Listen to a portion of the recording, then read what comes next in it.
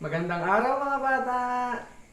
Nandito na naman si Teacher Lance ngayong araw upang magbahagi ng kaalaman patungkol sa siyensya.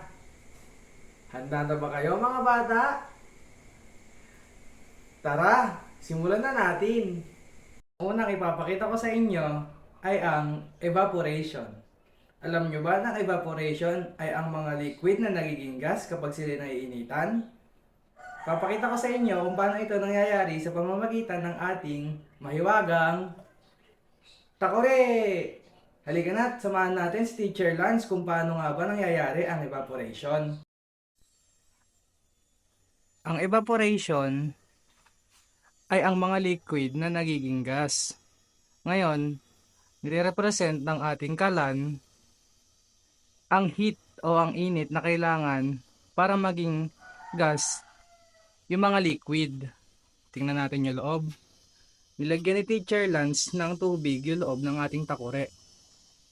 Ngayon, hintayin lang natin na maging gas yung mga liquid na nilagay ni Teacher Lance sa loob ng takore. Makikita natin na nag-evaporate na ang mga liquid kapag may lumalabas ng usok dito sa ating takore. Lakasan lang natin para mabilis.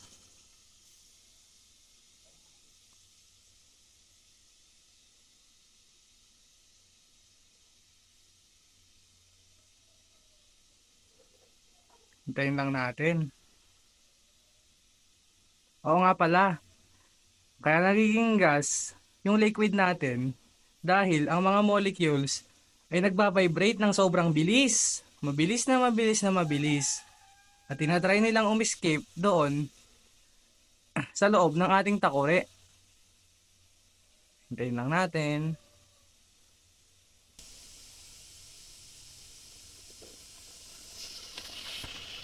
Ayan mga bata, nakikita nyo na ba yung mga usok na lumalabas sa ating takore? Dahil sa sobrang init, nagkukos ito na maging gas ang mga liquid na nilagay natin sa loob ng takore. At ito ang tinatawag nating evaporation. Ngayon naman, tatalakayin natin ang mga itlog.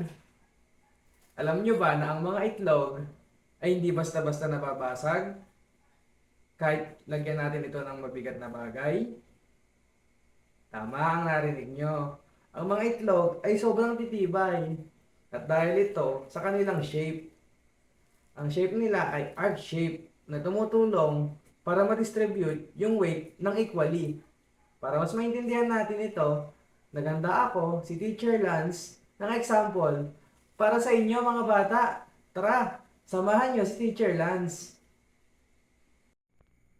Para mas maintindihan natin ang sinabi ko kanina, naghanda ako ng 4 na itlog, lalagyan ng itlog, at rice cooker na puno ng bigas.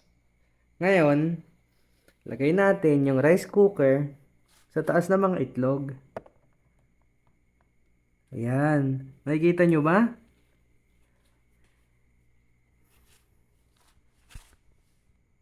Kahit na sobrang bigas ng ating rice cooker na may bigas, kaya pa rin ng 4 na itlog na ito'y buhatin. Pero kapag nilaglag natin ang mga itlog, ito'y nababasag.